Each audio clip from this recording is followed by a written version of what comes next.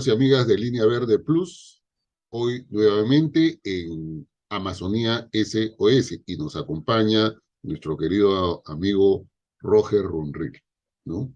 Quien me aclaró hace poquito que no es antropólogo sino antropófago, ¿no? Ahora nos vas a aclarar. Él es un escritor, periodista, ensayista, ¿no? Y especialista en temas amazónicos.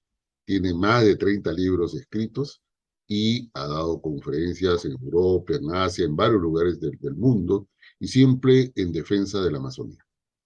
Así es que bienvenido a nuestro programa, Roger, para compartir un poco tus ideas y en especial ahora para conversar un poco sobre los pueblos indígenas y de cómo desde miradas desde la derecha empiezan a decir que todas las reivindicaciones indígenas son un atraso para la Amazonía. ¿Cómo estás? ¿Qué tal, Roger? Muy buenos días, mi querido amigo Sandro Chávez Vázquez, por esta invitación a dialogar en tu programa Línea Verde y en la sección Amazonía SOS. Efectivamente, yo pienso que la Amazonía está en una situación de emergencia, y en especial los pueblos indígenas. Mis felicitaciones y reconocimientos por esta obra, por tu trabajo de investigación, también de defensa de la naturaleza, notable biólogo, y además por esta línea de difusión que es en este momento importantísimo para que la sociedad peruana y mundial tome conciencia del valor de la naturaleza y de sus protectores, de sus jardineros, de sus defensores, que son los pueblos indígenas. He señalado permanentemente que si en el siglo XIX y principio del siglo XX la centralidad de la lucha social, política, cultural, económica, era construir un Estado sólido, un Estado inclusivo, un Estado que construya la solidaridad, la igualdad, y que los protagonistas de esta centralidad eran los trabajadores, los obreros, sigue siendo una centralidad a nivel global. Uh -huh. Sin embargo, hoy estamos hablando del 2 de agosto del año 2022, la centralidad es ahora la naturaleza. La naturaleza. Y los protagonistas de esa centralidad son los pueblos indígenas. No hay que olvidar que el 83% de la biodiversidad mundial está en manos de los pueblos indígenas a nivel mundial.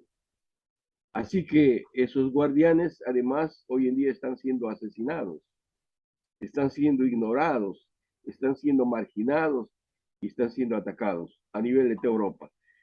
El crecimiento y la expansión de la ultraderecha a nivel mundial, debido a varios factores, la injusticia, el cambio climático y la pandemia del coronavirus, han servido como argumentos a la ultraderecha para atacar a los inmigrantes, a los negros, a los hispanos, en este caso en Estados Unidos.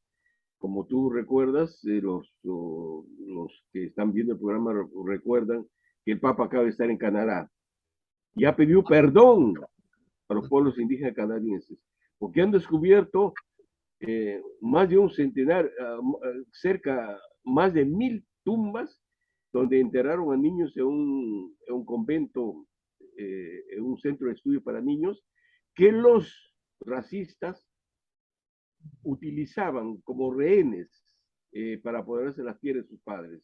Y eso lo ha hecho también una política norteamericana de origen indígena recientemente, lo mismo hacía en Estados Unidos. Bien. Hoy en día, entonces... Pero permíteme, pero yo agregaría además cosas que han pasado en los 2 últimos años o 3 años, que en eventos internacionales, por ejemplo, la COP de cambio climático, la COP de biodiversidad y otros eventos internacionales sobre bosques de la UICN, se ha dicho que más del, no sé si el 60 o 70% de los territorios que están mejor conservados y defendidos son las áreas naturales protegidas y las comunidades indígenas. Entonces y ahí la reserva hay única. Claro, hay una revelación también de ese potencial y de esa Bien, importancia, a ¿no? tono, a tono con esta posición racista, es, supremacista, blanca, marginalista, en fin, eh, acaba de ocurrir en el Perú y en Loreto, en la Amazonía peruana, un hecho así sublevante, un hecho absolutamente que pone los pelos de punta a la democracia, a los defensores de derechos humanos, a todo el mundo.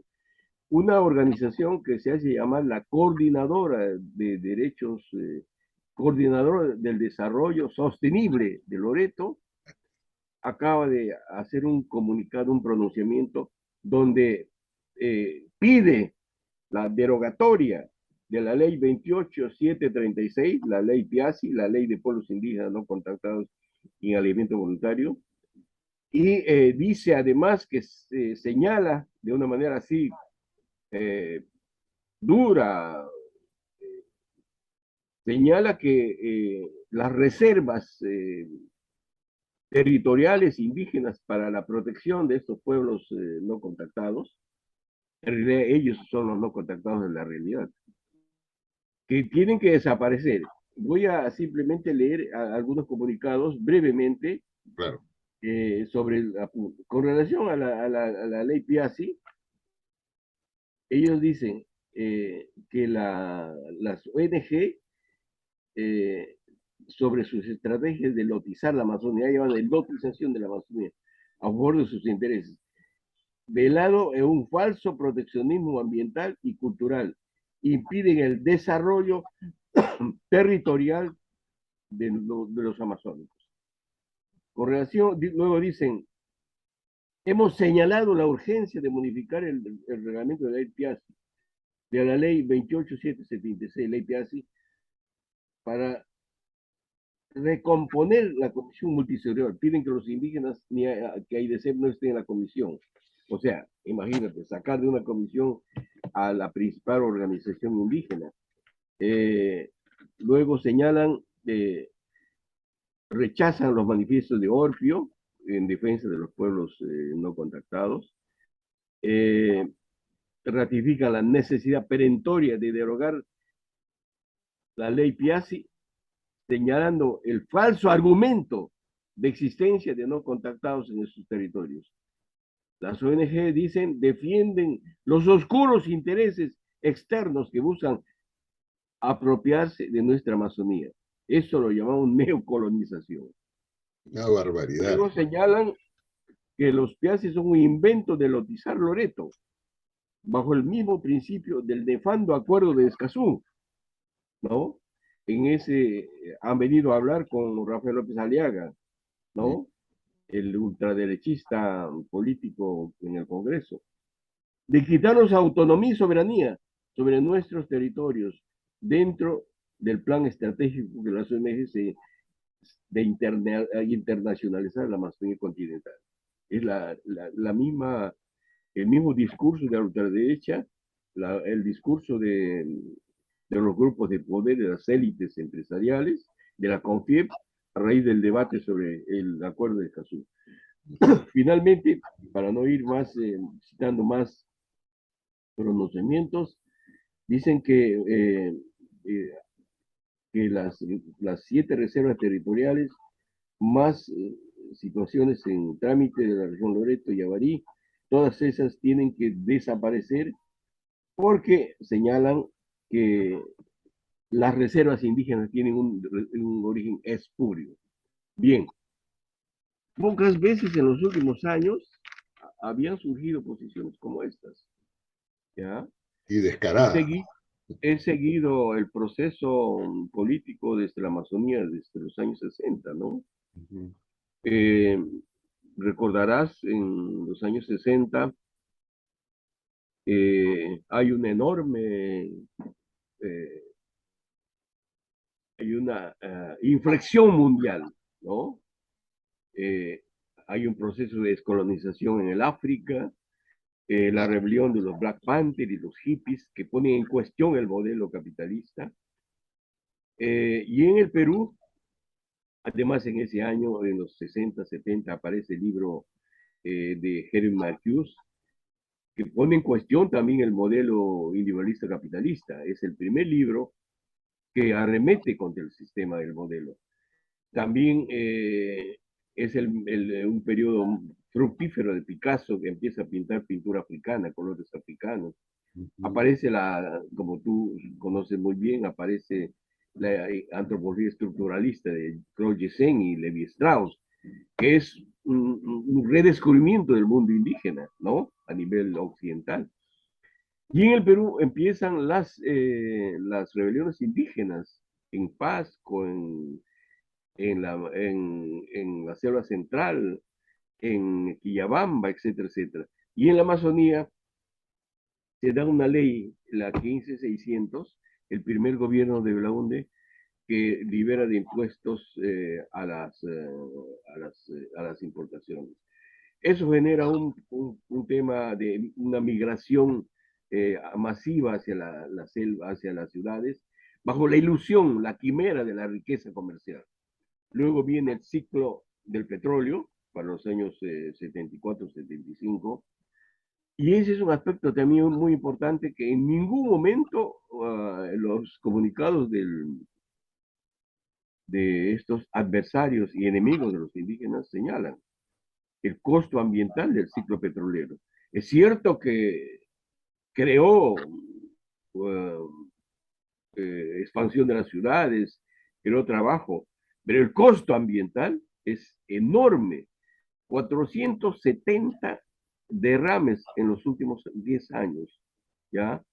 ¿Y qué sociedades, qué pueblos han sido afectados? No las ciudades, Claro, los no pueblos. los pueblos indígenas que están en las cuencas del río Corriente, del río Tigre, del río Guayaga, etcétera, etcétera, ¿no? Y que Del hasta río ahora Pachón. y que hasta ahora esos pasivos están ahí, no han sido limpiados del todo. Entonces, haciendo un análisis de si es verdad lo que ellos dicen, que los autores, los causantes del atraso son los indígenas y Mm, sus reservas territoriales, hay que señalar lo siguiente. El ciclo, no irnos muy atrás, señalar nomás que el modelo extractivo mercantil fue instalado por los colonizadores en 1500, cuando se instalaron los europeos en la Amazonía. Ese modelo en los últimos años, sobre todo en el siglo XX y XXI, es un modelo obsceno, desgarrador, porque es una lógica extractivista. Yo siempre he señalado que el atraso, la destrucción de la naturaleza, el, eh, la crisis de los pueblos indígenas, la erosión de sus culturas, es el modelo extractivista. Y una posibilidad de salvar la Amazonía, lo que no dicen en los grandes encuentros, en los seminarios y en las conferencias, una posibilidad de cambiar, de salvar la Amazonía y con ello a los pueblos indígenas, es cambiar el modelo.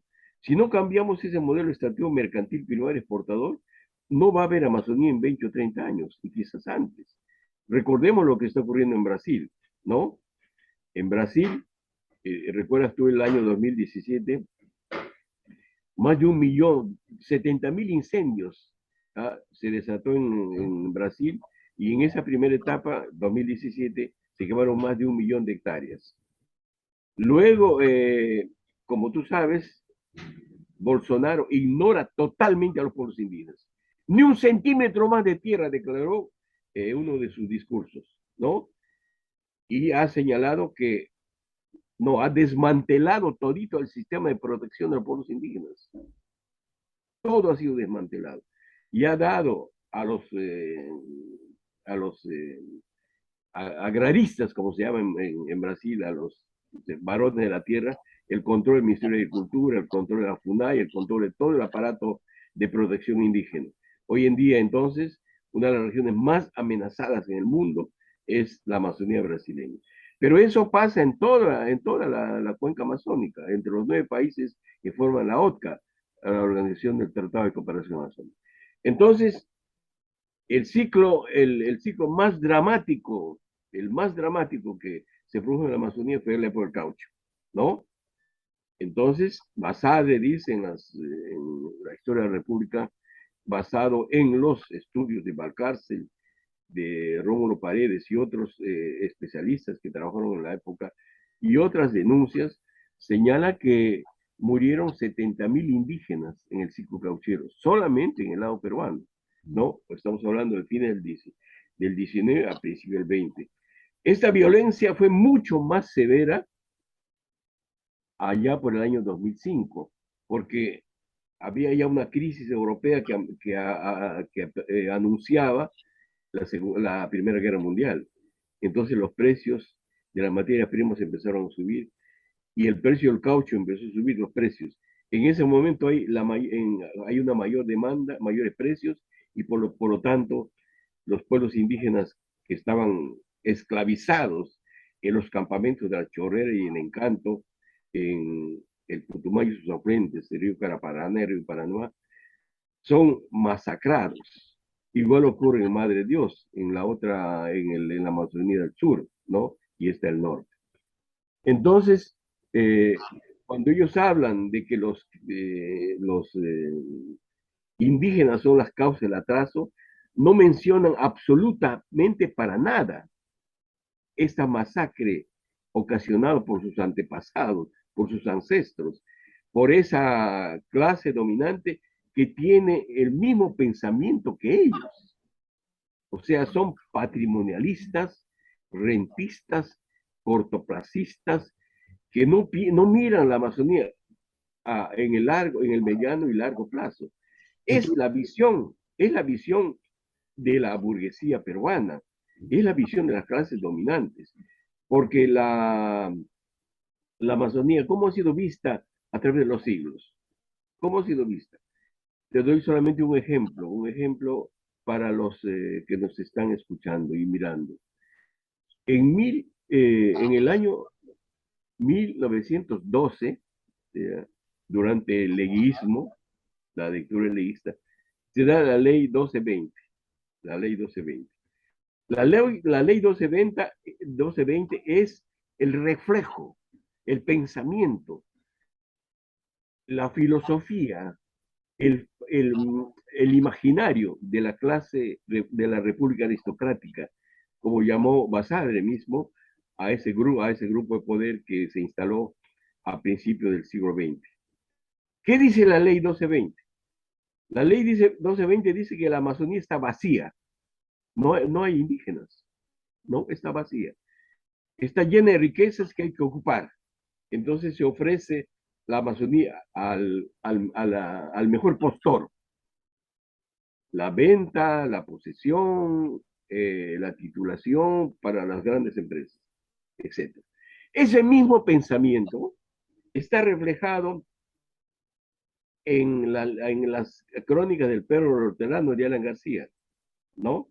Exacto. Los indígenas son perros hortelanos, tienen enormes territorios, pero no hacen absolutamente nada, están vacíos y por lo tanto esas tierras y territorios hay que entregar a las grandes empresas.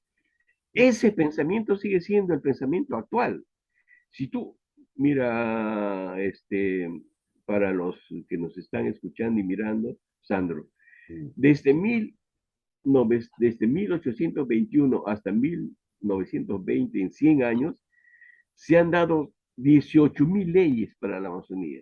18.000 leyes para el desarrollo de la Amazonía. A esas leyes,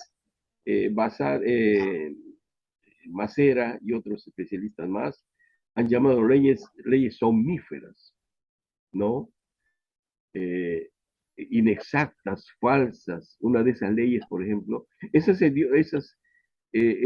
normas se dieron en el año 2006 para la firma del tratado comercial con Estados Unidos. Claro. Una de esas leyes dice que hay que titular las resinas. Esa ley, ese concepto refleja la absoluta ignorancia sobre la Amazonía. Las resinas son territorios inundables, Así que es. de un año a otro pueden desaparecer. ¿Cómo las vas a titular? ¿No? Bien, entonces, el pensamiento de hoy en día es el mismo pensamiento, Pero ¿no? además, Roger, Pero tú lees permíteme, las normas de Humala, por ejemplo, ¿no? permíteme decir esto. Sí, Y además yo creo que cuando ellos dicen que los pueblos indígenas y sus territorios este, son un atraso para la Amazonía, en realidad es un atraso para los planes de ellos, es decir, los planes de la derecha y de todas estas personas que tienen un pensamiento depredador de la Amazonía, ¿no? Porque finalmente, quieran o no reconocerlo, son los pueblos indígenas los que han evitado que en buena parte de la Amazonía sea deforestada, sea transgredida, sea degradada. Y por eso, claro, le cargan toda la tinta para tirarse contra ellos, ¿no? Y en cada espacio y en cada momento que tienen cierto poder, pues hacen uso de ella y como tú dices, sacan pues normas como, si tú recuerdas la famosa ley, esta ley forestal que intentaron por decreto de ley cambiar algunos artículos en donde Alan García lo que quería en realidad era entregar más de 3 millones de hectáreas a empresas extranjeras, ¿no? bien. Por eso vino todo el problema del baguazo y todo lo que hemos conocido. Ahora, estamos repasando los ciclos históricos para demostrar que lo que ellos plantean es una falsedad total, de Así que es. los indígenas son los culpables del atraso de la Amazonía. Eh, ya revisamos el ciclo del caucho. En el año 2005, la renta cauchera en Iquitos solamente fue de 5 millones de libras esterlinas, que era la moneda impuesta por el Imperio Británico en esa época, ¿no? Ujú. Es una fortuna. ¿Qué hicieron los grupos de poder, los caucheros, los aranas y otros más con esos fondos? Se van a reír los que nos están mirando y escuchando. Se mandaban lavar la ropa en Londres. Una cosa increíble. ¿Ah? Consumían todo, la base de su alimentación era importada de Londres. Es más, las maderas para encajonar las bolas de caucho se importaban. Es algo realmente increíble. Despilfarraron los fondos. No hicieron, no movieron un pelo, un dedo para diversificar la producción. O sea, soñaron una quimera cauchera de que esa riqueza iba a durar 1000 años, ¿no? Entonces vivieron la ilusión del caucho. Cuando el Imperio Británico envía a Roger Casement para juntar documentos contra Arana, ¿no? Fue una campaña geopolítica para derrotar a Arana y porque era el personaje principal del ciclo, ¿no? A pesar de que el Perú no era el mayor productor de caucho como era Brasil. Sin embargo, Brasil no tenía ningún líder internacional como lo tenía Arana. Arana fundó una empresa, la Amazon Peruvian Company, en Londres, ¿no? Yo he visitado hace algunos años. Y Arana entonces tenía socios ingleses. ¿Por qué? Porque como Inglaterra era el amo mundial, aseguraba su empresa y sus acciones poniendo socios ingleses, ¿no? Pero Ujú. los ingleses se dan cuenta, en el año 1874 envían a Wickham, Alexander Wickham, a Brasil para robar semillas. Los imperios tienen visiones de largo plazo, mientras los países como nosotros tenemos visiones de corto plazo. Hoy puedes ver en la crisis política peruana esa visión cortoplacista. No hay mirada de largo plazo.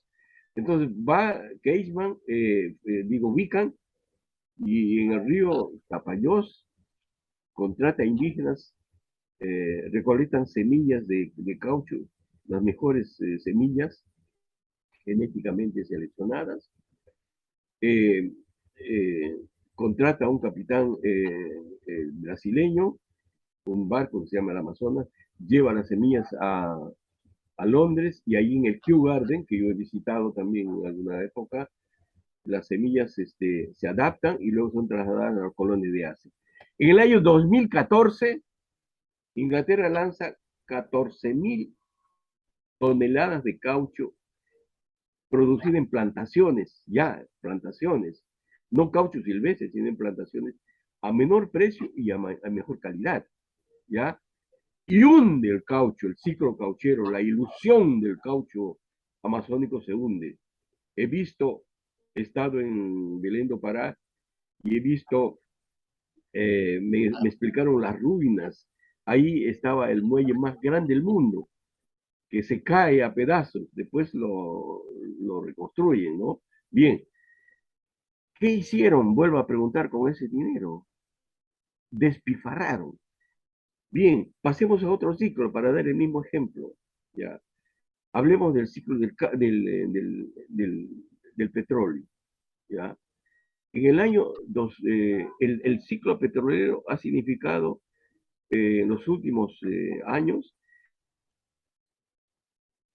11.000 millones de soles solamente para Loreto, una parte para Ucayali, pero básicamente para Loreto. En el año 2012-2013, el gobierno regional de Loreto llegó a tener un presupuesto de 3.000 a 4.000 millones, porque además la renta petrolera era la renta más importante para la inversión del gobierno regional y de las municipalidades, porque la renta petrolera se distribuye al gobierno regional, Ah, a los municipios y a la universidad de la UNAP. Bien, ese periodo de vacas gordas, ¿cómo fue utilizado? Lo menos un 50% de corrupción. Se elaboró un proyecto de cientos de miles de soles, de millones, para un tren fantasma. Se compraron barcos inservibles. O sea, la corrupción se embolsicó buena parte de ese patrimonio, de esa renta petrolera. Se gastó en obismo, como yo llamo, o sea, se gastó en cemento. ¿Por qué en cemento? Porque en cemento, eh, lamentablemente, a veces la gente dice, si inviertes en educación o en ciencia y en tecnología, la gente no lo ve, pero si inviertes en cemento, plazas, carreteras, ahí está la inversión, dice, ¿no? más Entonces, con la inversión en cemento, sembrando cemento, ganas coemisiones, ¿no? Y también ganas elecciones. Esa mentalidad del selvático tiene que cambiar. Entonces se construyeron obras que hoy día son inservibles. Esos recursos, pregunto a los de la Coordinadora de Desarrollo de Loreto, ¿esos recursos fueron a los pueblos indígenas? No. Se destinó un monto para los pueblos indígenas debido a una protesta, a súplicas, a demandas, pero lo administraba el gobierno regional y lo administraba muy mal y la mayor parte fue igualmente transferida a las obras no indígenas. Bien, ¿qué hicieron con esos recursos en este segundo ciclo de riqueza amazónica? No hicieron absolutamente nada. ¿Para qué? Para diversificar la producción, claro. ¿no? Imagínate la Amazonía hoy en día, si hubiera ciencia y tecnología, si hubiera una bioeconomía basada en la biodiversidad, ¿no? Si hubiera un ecoturismo, si hubiera una industria pesquera basada no solamente en la captura de peces de ambientes naturales, que está en una crisis muy grande, sino en la crianza de peces. En fin, una nueva economía amazónica. Y lo que tenemos ahora, cuando se derrumbó el ciclo del petróleo, ¿ya? A raíz de la disputa que hubo entre Estados Unidos y los países del Golfo Pérsico y la disputa con la OPEP, el petróleo que estaba a $100 el barril cayó a 30. Y con $30 no hay posibilidad de rentabilidad porque el petróleo amazónico es un petróleo espeso, igual que estos empresarios que son espesos, ¿no? y se necesita refinamiento. Es, es, es, eh, es rentable por encima de los 40, $50, pero con 30 y 40 las empresas se retiran. Hay muy pocos lotes que tienen petróleo más o menos fino, ¿no? Que no requieren mucha refinación, ¿no? Que son más frágiles. Bien, el otro dato que quisiera señalar es que el petróleo amazónico es de origen marino, o sea, señala en el cuaternario, la Amazonía era el mar, Claro. y entonces el origen del petróleo es un origen marino, ¿no? Que está en buenas profundidades y además mezclado con agua de mar a 100 grados de temperatura. Por cada barril de petróleo que se extrae, ahí están los estudios ahí que yo he leído, se extraen 3 barriles de agua de formación, o sea, con una serie de elementos tóxicos, ¿ya? Y esas aguas de formación se arrojaban a los ríos hasta el 2008, más o menos, 2007, 2008, cuando hay una rebelión indígena, porque los indígenas habían pedido a los gobiernos que por favor esas aguas tóxicas, ¿sabes cuánto se arrojaban cada día?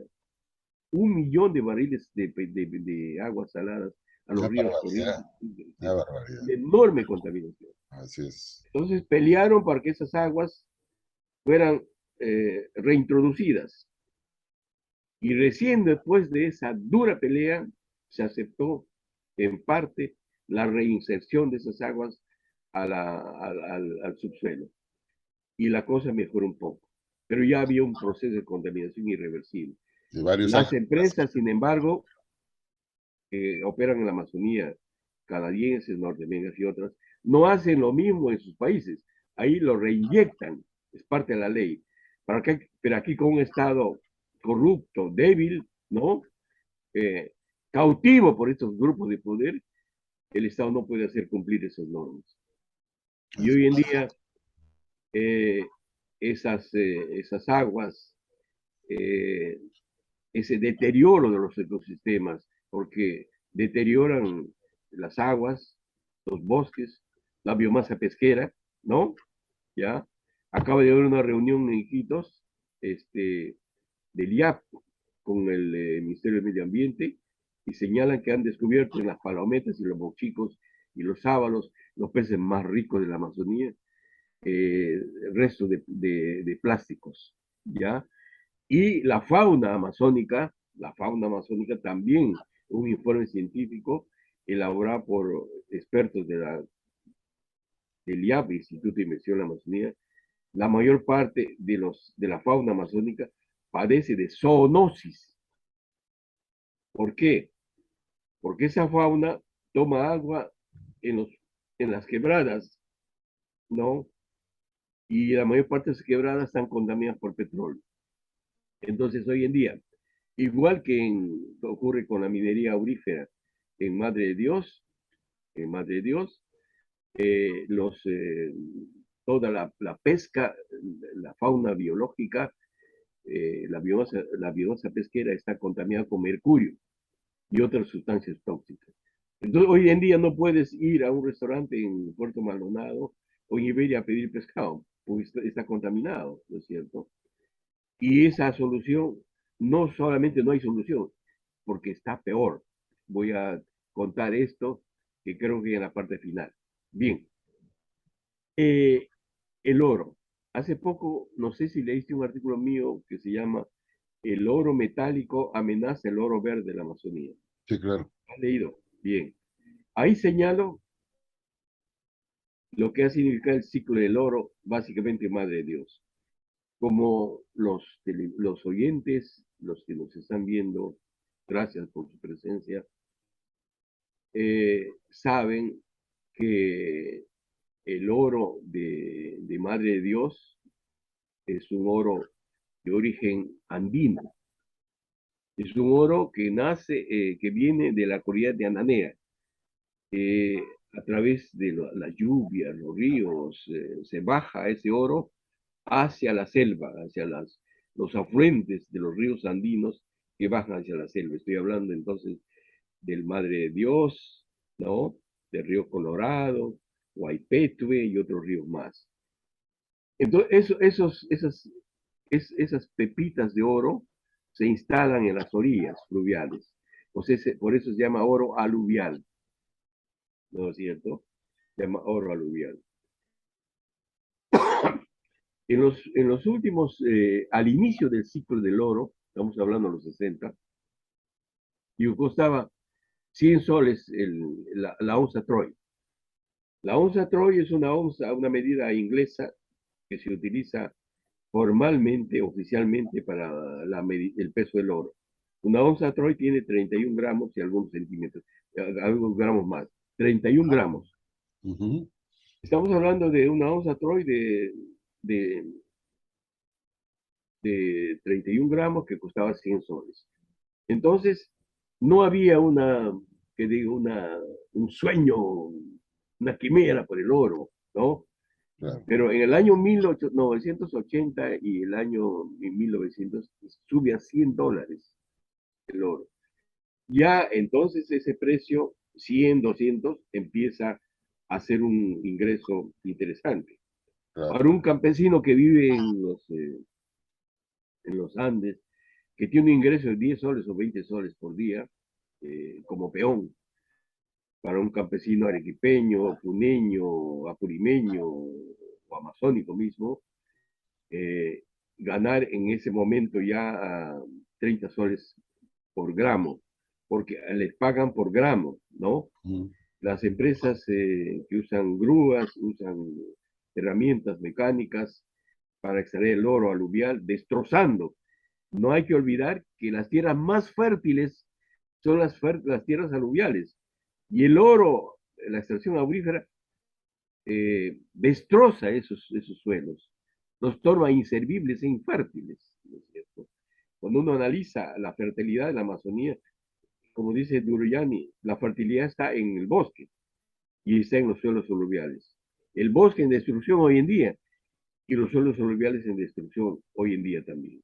Así O sea, es. las dos fuentes de riqueza de la Amazonía. Bien, entonces el oro sigue subiendo, subiendo, y hoy en día, como yo digo en crónica, tú lo has leído, el oro está a 2.000 dólares en la onza Troy. Nunca había trepado a esos precios.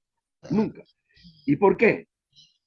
El oro, curiosa y curiosamente, paradójicamente, es la fuente de seguridad en los momentos de crisis de la economía mundial.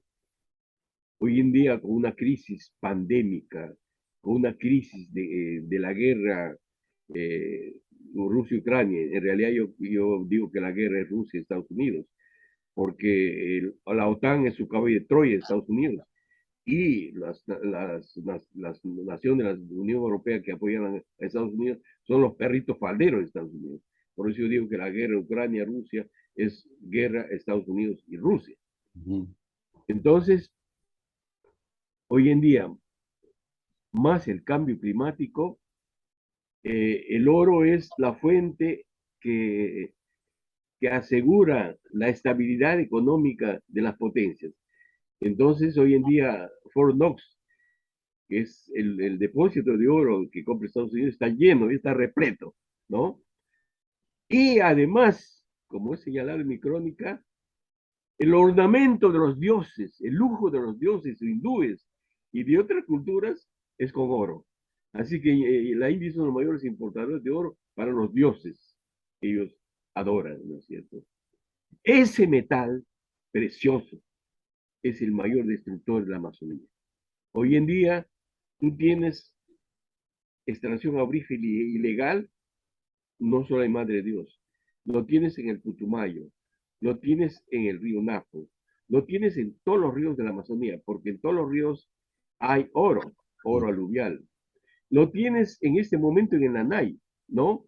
Las dragas están contaminando el río Nanay, y el río Nanay es el río que provee el agua a Iquitos, pero ya es un río contaminado, ¿te das cuenta? Y no hay control. Entonces, este nuevo ciclo, ¿no? Es un ciclo de destrucción de la naturaleza y la vida, y los más afectados, evidentemente, son los pueblos indígenas. ¿Dónde está la voz de esta coordinadora de desarrollo sostenible de Loreto? Finalmente, lo que ellos quieren es el extractivismo puro, mundo y lirondo, ¿no? Nada de tierras, de reservas territoriales, nada de ley Piazzi, nada de indígenas, porque lo que quieren es, como señalan ellos mismos en sus documentos, es un desarrollo sostenible en base a carreteras, a extracción de bosques, a extracción de oro, a toda la economía extractiva que está destruyendo la Amazonía. Esta Ah, es mm, la visión de la necropolítica loretana y peruana, que están yendo en una dirección del, no del antropoceno, sino del necroceno, la destrucción de la vida. En consecuencia, mira a qué nivel de, de desatino hemos llegado en el Perú y en el mundo, ¿no? mm. En una economía que yo digo que es obscena y desgarradora, a una mercantilización total de la naturaleza. Bien, termino señalando que, como has señalado tú, si no hubiera pueblos indígenas, realmente ya no habría bosques, porque son los protectores. Eh, Quiero señalar además que muchos me critican a mí que soy un utópico del pueblo de los pueblos indígenas, ¿no? Evidentemente, cuando analizo los pueblos indígenas, señalo que hay tres enemigos de los pueblos indígenas en este momento, ¿no? Hay más, pero tres. Uno es el Estado, cómplice de las grandes empresas, ¿no? Un Estado que está en la línea del extractivismo. Lo otro son las grandes empresas multinacionales que están arrasando la Amazonía bajo la licencia, la flexibilización de las normas de control ambiental, como tú mejor sabes como experto en el tema. El otro enemigo es la corrupción. Muchos dirigentes indígenas han caído en la corrupción. Pues, en el caso, por ejemplo, de los One Piece, hay empresas que han comprado a los dirigentes indígenas. Es decir, en todos, en todas partes se cuecen habas, ¿no es cierto? Bien. Y luego tú tienes la neoevangelización. De las 60, de las 250 o 300 comunidades indígenas a y Guapís, más o menos el 60% están capturadas por las iglesias protestantes, fundamentalistas, luteranas, pentecostales, etc. Ahora alguien me dirá, pues eso está muy bien, conocen el cristianismo los indígenas. Está muy bien en alguna parte, ¿no? Porque por un lado enseñan la higiene, ¿no? Eh, Enseñan la buena salud, ¿no? Y piden que los indígenas no chupen mucho, no tomen mucho alcohol, etcétera, etcétera.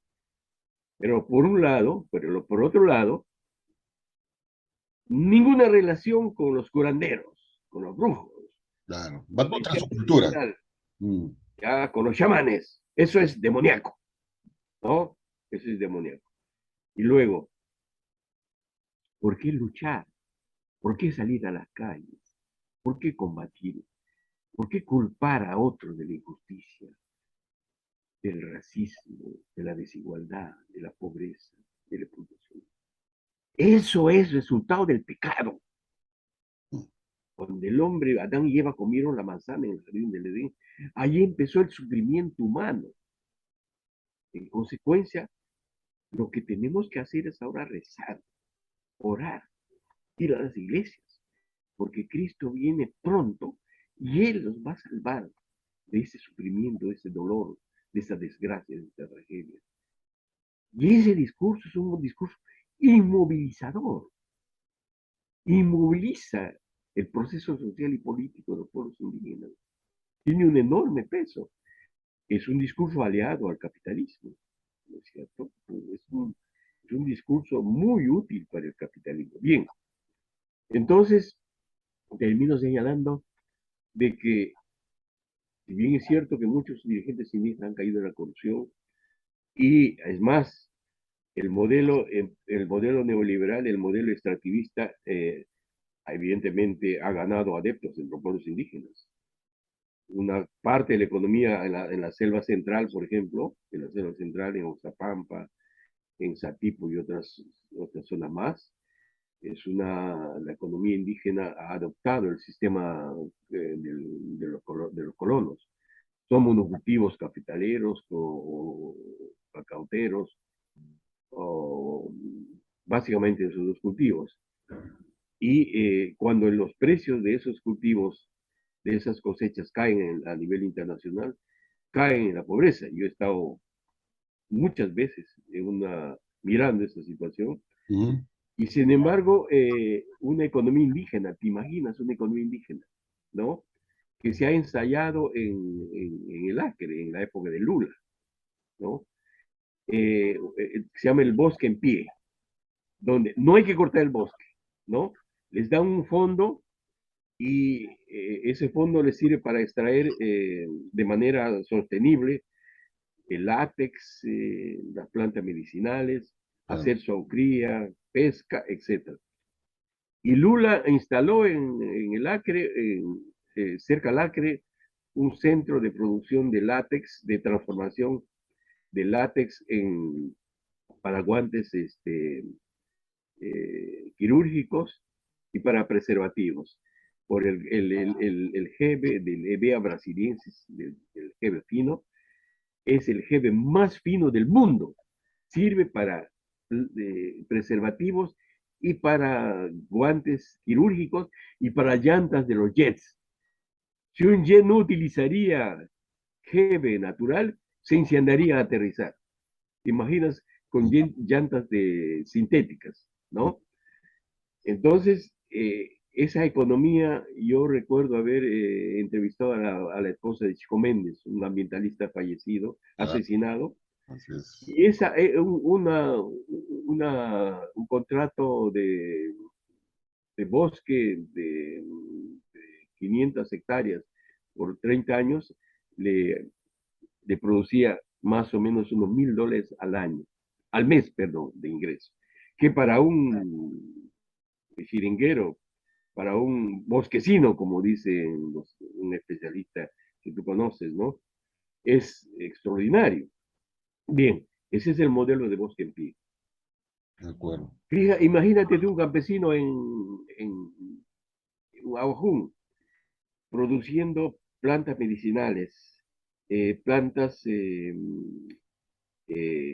comestibles, produciendo un solo criadero, el ganado amazónico, como yo llamo, sajinos, banganas, majaces, produciendo en sus pequeños lagos, en sus lagos, pesca, ¿no? Para la venta. En fin, una economía biodiversa, ¿no? Y esa es la economía del siglo XXI, ¿no? A esa economía tenemos que regresar. Entonces, para mí, la solución es cambiar el modelo de una bioeconomía. Y en este aspecto, los indígenas son los precursores también, ¿no? Porque tienen tierra y territorio, que eso tiene que ser una defensa extraordinaria. Más de 600 comunidades no tienen tierra y territorio, y el gobierno se demora en titularlos. Sin tierra y territorio, no hay pueblo indígena, no hay cultura, no hay entidad, no hay economía. La tierra y territorio es fundamental entonces. Esa es la agenda del siglo XXI. Termino señalando entonces que en medio de este colapso civilizatorio tenemos que volver a hacer un pacto con la naturaleza. Y en este pacto los pueblos indígenas juegan un rol primordial a nivel mundial y mucho más en el Perú. Este pacto implica revalorar el pensamiento indígena, sus prácticas, sus conocimientos, sus saberes, su filosofía, sus cosmologías, sus cosmovisiones.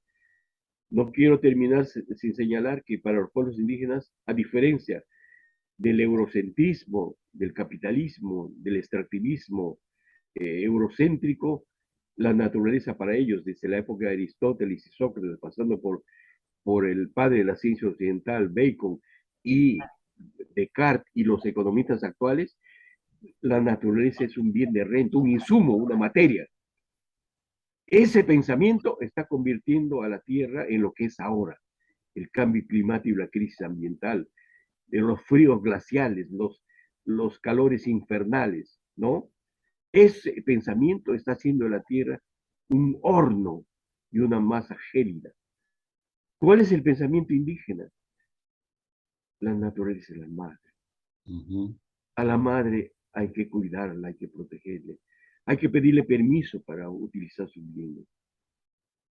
¿Cuál es el pensamiento indígena? El cosmocentrismo. Todo está relacionado, todo está vivo. Las piedras, los árboles, los peces, toda la naturaleza viva. Es una concepción panteísta y animista. El tiempo en los pueblos indígenas no es lineal como en Occidente. El tiempo es circular, da vueltas. ¿Por qué es lineal? Porque da vueltas la historia. Volvemos al punto de partida. El tiempo en los pueblos indígenas es circular. La, el futuro para los pueblos indígenas no está adelante, y eso parece raro, está atrás. ¿Por qué? Porque atrás está la vida, la experiencia de nuestros padres, la memoria histórica, todo lo que hemos vivido. Y con esa experiencia podemos construir el futuro. Pero si no miramos el pasado, si barremos el pasado, si destruimos el pasado como está ocurriendo en Occidente, no va a haber futuro. Entonces, todo este pensamiento tan rico, además de las prácticas y los saberes, hará posible construir una nueva utopía social en el siglo XXI. Y en la construcción de esta nueva utopía social, los pueblos indígenas son protagonistas. A diferencia de lo que dice la coordinadora de desarrollo de Sostenio Loreto, que niegan esta visión y creen que los indígenas son los adversarios, los enemigos del desarrollo. Es una idea absolutamente retrógrada, oscurantista, que yo les pido a estos mis paisanos, donde están políticos del Partido Fujimorista, del Partido Aprista, que por favor repiensen el destino de la Amazonía, que se interroguen y que imaginen la Amazonía como un territorio de desarrollo sostenible con la alianza con los pueblos indígenas, un territorio que para mí debe ser en el siglo XX el territorio estratégico de una geoeconomía, de una geo, geopolítica, que la Amazonía, termino señalando esto, para mí en el siglo XXI, gracias a la colaboración de la población, al cambio que puede haber, la Amazonía debe ser el territorio estratégico para una nueva geoeconomía, una nueva geopolítica y una nueva hidropolítica, es decir, la Amazonía como la nueva utopía social del Perú en el siglo XXI. Muy bien. Me parece impresionante, digamos, la información que tú nos das y la mirada de los pueblos indígenas que ante este negacionismo de los pueblos indígenas, de hecho, tenemos que tener claro que no hay sostenibilidad en la Amazonía si no hay pueblos indígenas, si no tienen su territorio asegurado y si no se respeta su mirada, digamos, cultural que tienen respecto, su comprensión que tienen respecto a la Amazonía. Yo creo que es clave, es un actor sumamente clave y por lo tanto creo que esas miradas que tú nos has informado respecto a este sector, digamos, que usa la sostenibilidad como un enjuague bucal, pero para poder realmente Así es. este, tratar de alguna manera argumentar contra los pueblos indígenas no está. O sea, en verdad lo que ellos están hablando es del retraso, no del desarrollo de la Amazonía, están hablando del retraso de sus planes voraces de depredar la Amazonía. Y eso no debe pasar. No ha pasado del todo, felizmente, por la oposición de mucha gente y en especial los pueblos indígenas, pero tampoco debe pasar en adelante. Así que totalmente de acuerdo contigo, Roger. te agradezco mucho en esta entrevista, nos has dado una información y una mirada de lo que hoy se pretende, digamos, seguir haciendo con la Amazonía, lo que ha sucedido a lo largo de la historia y que creo que la gente bien intencionada, no solamente de Loreto, sino de toda la Amazonía, tiene que entrar a defender la Amazonía y en especial a defender a los pueblos indígenas que ya de por sí lo están haciendo. Así que yo te agradezco esta interesante entrevista. Hemos quedado contigo en adelante ir haciendo sobre otros temas que el cual tú los manejas muy bien y que nos permita a nuestros amigos y amigas que nos escuchan y que nos ven, digamos, en este programa, tener una mayor apreciación sobre la Amazonía, que no siempre. Muchísimas gracias, Sandro Chávez, por esta conversación. Y otra vez quiero terminar expresándote mis reconocimientos y felicitaciones por esta magnífica tarea de difusión, de crear una conciencia eh, ambiental y defensa de la vida entre los peruanos. Y tal como me has pedido, nuestra próxima conversación va a ser un tema que va a ser interesante para los que nos escuchan y nos ven. Se va a titular Entre Apus y Chuachaquis, la nueva cultura amazónica en el siglo XXI. Ese es el próximo tema que vamos a conversar. Perfecto. Muchísimas gracias A ti, y buen día. Hasta muy pronto. hasta muy pronto. Muchas gracias y nos vemos en el próximo programa, Nos vemos muy amigos y pronto. amigas.